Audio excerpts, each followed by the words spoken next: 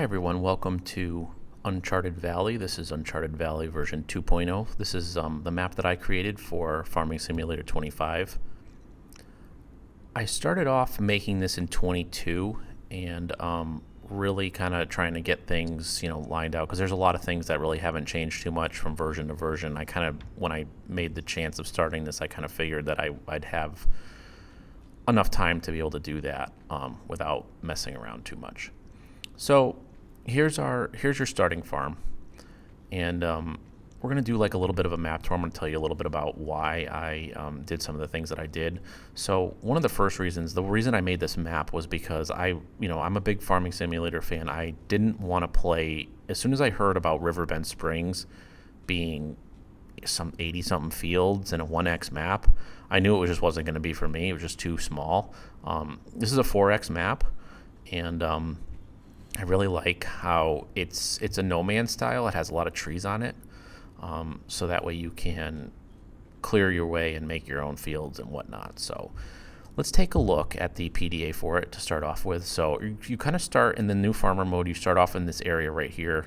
You own properties 89, 59, 60, and 99. So you own these parcels here, and with a lot of room for expansion. So these are the roads that are on it. If you take a look here, and it's pretty wide open. You can kind of see there's some different areas on here, which we're going to touch in a little bit.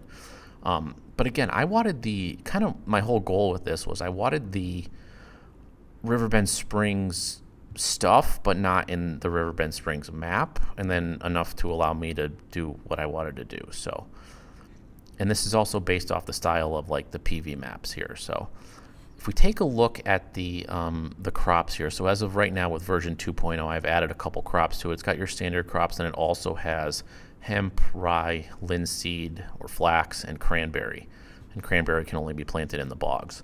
So it's kind of really cool how we can add these extra crops and that kind of stuff. So, and then there's going to be a whole bunch of different products and whatnot. So let's start off with just kind of the starting equipment real quick. The starting equipment, I usually don't get sucked too much into that because it's something that can always change if we take a look at some of that stuff. So we got a couple tractors. We got 2 John Deeres, a 7R and a 6R. We have a Massey Ferguson harvester and a header, and a couple, a planter, a drill, and then a couple things for cultivating and a plow, or a cultivator and a plow, I should say.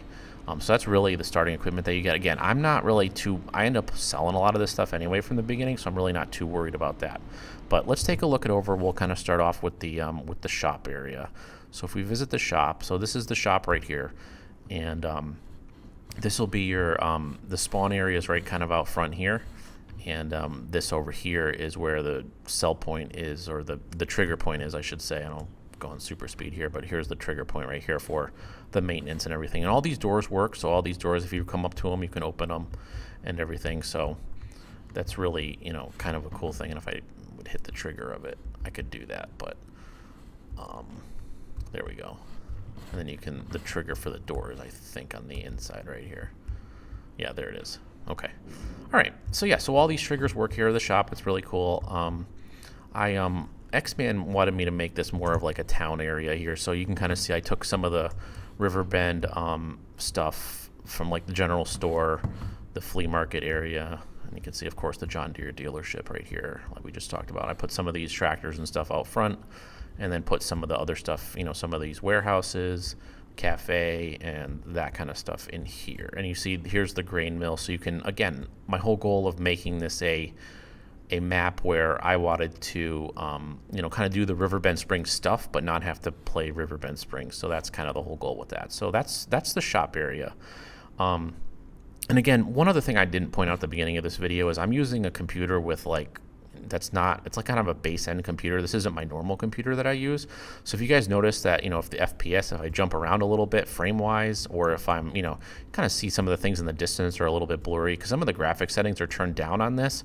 So just FYI, if you're playing, my computer has a 3060 Ti for a card, and it's not, the greatest computer. It has an i7 12th gen processor. It does really well on this map though. I really don't lose a lot of frames. I'm in between 50 and 60 all the time. So my whole point is, if you're watching this video and wondering about the quality of it, again, it's this computer that I'm recording on, not, you know, your mileage should be much better with this. All right, let's take a look at a couple of the different areas here on the map. So one of the other areas that I wanted to point out, which is kind of like the main hub of the map itself, is the Sawmill area. So again, in keeping with, you know, kind of what I wanted to do here, I wanted to use the Riverbend stuff. Here's the Riverbend Springs Sawmill. So this sawmill works here like this, and you can kind of see it looks very similar to the way Riverbend's is with this stuff over here. I ended up moving all this over here, this part there, and then your cell is in the pond, and as well as right up top here, you can sell even all the way down to here. The trigger is huge. With this sawmill, the way it works is, and there's the train, we'll talk about the train in a little bit. The way this works with the sawmill is that you can sell your logs here at this one until you own it, and then when you own it, it turns into a production point. That's the reason why I was kind of a little, and I put some of the NPCs in here too. You can kind of see there's the wood NPC guy. I wanted to do that where, you know, that's how the base game is set up, where it has it set up that way so that you, once you own it, then you can't sell to it anymore. And obviously with this map, we have so many trees and so many logs on here that I decided to put this one in. And again, thanks to Green Thumb Farmer, what he did was he took out the fence for me on this one, so that way we could you can load your, this is no matter what, whether you own the sawmill or not, this is your sell point for logs. It's the Moon Bear Sawmill, and again, that's from, I believe, the Asian map. And you can, you know, put the trailer in there and unload your logs, and same with your wood chips over here. Now, the other thing to notice with the wood chip prices are on here is I did go about, I did mess with those as far as the prices go. I actually, for some reason, Giants had set the prices of wood chips up to really high compared to what they were in 22. I put them back at the FS22 level, and I think that's going to be a lot better. And I think I'm on normal mode. I might be on easy, but it's gonna be a lot better because you really do get a lot of wood chips out of here. And I think selling the wood chips, I mean, we have the Treks, we have the Brucks. I think that's kind of like, you know, a little cheaty, if you will. If you're selling all, you can make so much money on here if you wanted to, and if I kept the price the same.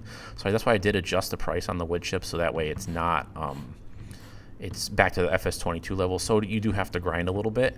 My whole goal with this map is, like, I plan on playing this for a long time. I mean, my main save as of this upload has 200 hours on it, and I'm still, like, I have 4 tractors, and I'm still, like, really scratching for money. So it really is, you know, I meant this to be a long gameplay, and, you know, you can go faster, obviously. I mean, but I do a lot of logs. And so I end up selling a lot of my logs, you know, obviously over here at this sell point now that I have the sawmill. So anyway, that's the sawmill area. Let's take a look. So we got a couple of, I have 2 sell points. Well, really 3, I guess you could say, on the map. Let's take a look at this one. This is the animal dealer, and the animal dealer is going to be the same one that's in Riverbend Springs, and it's got all the animals and everything. Just, you know, again, I made it so that it's very similar. So I put some parked cars in here. There's no traffic on the map, so these are kind of like dummy fake cars. They still have, like, the collisions and everything. They're in here no matter what, even if the traffic is off, because there is no traffic on here. But if you take a look around, you know, again here, I kind of little crazy here. So yeah, as you can kind of see, just like how in the main, you know, save, that there's a whole bunch of different, you know, the actual static animals loading here, and you can, and this is a sell point too for unloading, you know, whatever the animal products take. This is taken right from the base game, so it'll be updated to whatever that is. So that's this whole area over here. So that's one of the sell points, and then the other 2 sell points are going to be over. Here's one of them here. So this is an ethanol plant. This is called Suncor Ethanol. This is an ethanol plant, and the train actually runs, and it's perfect right now, we can actually see it. The train actually runs right through the sell point. So if we actually see it run in here, it runs right through this bay over here, and that's where you can sell, like, again, any products that are actually taken at an ethanol plant that can be turned into ethanol. That's where you're gonna you'll sell those products here. It does give you a little bit of a bonus here for coming to sell here, because if you notice, the it's kind of way off on the top corner of the map. So that way, you know, you do get a little bit of a bonus. You can drop it in here to sell your stuff over here. And again, this is kind of, we'll do a little flyover later, but this kind of came out really cool. You know, with, again, only selling stuff that is related to ethanol production. The other sell point on the map is called Galt, and that is over here. And this also has a train. This is the back of it. The train also runs through this, and the train, the trigger for that is right over here. So that's right over here is where the train would stop, and you can unload your grains and stuff here. But again, this one is, you know, this has been in, you know, some different maps here. I really liked it, and I took that from here. There's a lot of different triggers over here. I made this sell point is really like the, you know, this will take and buy and sell you can sell everything here. So these are your grains and stuff here. Here's where you can do bales. You can do other things like silage and straw. Loose can go in this trigger here. And then over here is where the pallet trigger is. So this is all your pallets of stuff, whether it's wood products, it's products you're making in your factories, whatever, it's going to be sold in this area here. And again, same thing as before, all these doors work. So you can go in the building here if you want, and then out of the building. So you'll see that on, and then the silos and everything over there. So it came out pretty cool for that. Right across, and here's the train again, so coming right through here. And we'll talk about the train here in a little bit. But if we take a look,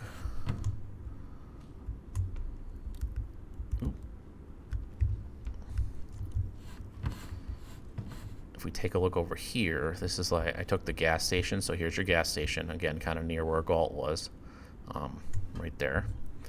And then if we take a look at the, there is these other little blue things around. Actually, let's go here first. So here is the playground maker hall and the shipbuilder. So here's where those two things are. So if you want to do those, build the ship, you build the toys, you can do that over in this area here. It's the same thing in Riverbend Springs, kind of flatten that stuff out a little bit. And then same thing with the wagon builder, which is right over here. Again, this was such a pain to do because of the different levels of elevation. So if you guys get stuck over here, I apologize. But like, I spent way too many hours trying to get this thing fitting on here with the multiple levels and whatnot. But I think it came out pretty good. I mean, is it absolutely perfect? No, but you know, for the amount of time that I spent on it, I think it's not too bad. It's not terrible. So yeah, this is the wagon builder right here. And again, kind of to give you an idea, your farm is down the street from this, your main farm anyway. The other thing on this map that I wanted to point out, looking at the different hotspots, are these different blue areas right here. These are the mining areas of the map. And with the mining areas, I set these up so that, so what it is a lot of these, and a couple of these are the same. So basically what you're going to do is you're going to have diesel fuel. These are productions. You're going to drop your diesel fuel in here, and you're going to activate the production, and then it's going to make whatever that happens to be. So this is the iron ore one. So it'll suck out the, it'll make the iron ore depending on how much you have for diesel in there, and you'll pull a trailer up here and load it from the pipe.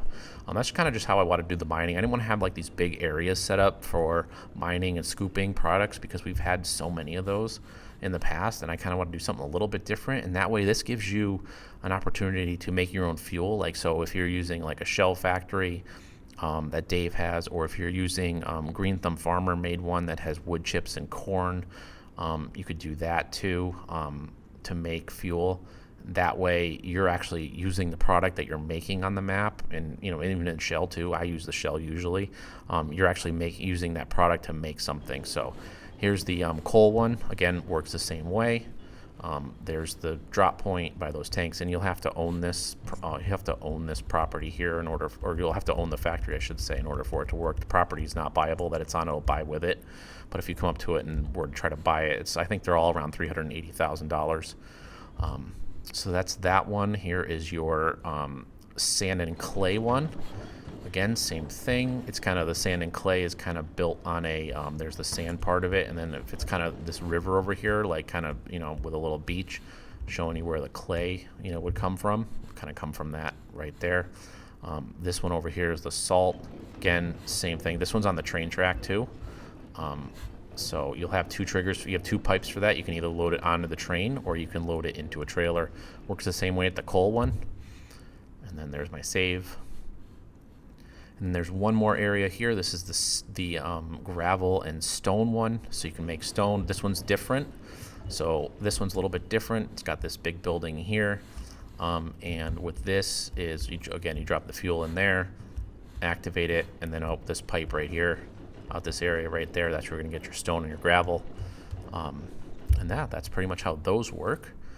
And what else do we have? So the last thing that I wanted to point out on here would be the train. So the train was a lot of work. So the train, there's 2 points on for the train. We'll start over on this one. So when you visit those 2 points here, you can rent the train. So I'm going to rent the train, and I lowered the price. It's only $20 an hour. So you can rent the train, and there's 2 points for the train here, 2 silos, if you will. So there's this one, and then there's another one on the corner down here of the map, right there. So we can go to this one as well, and it's the same thing, just kind of oriented a little bit differently.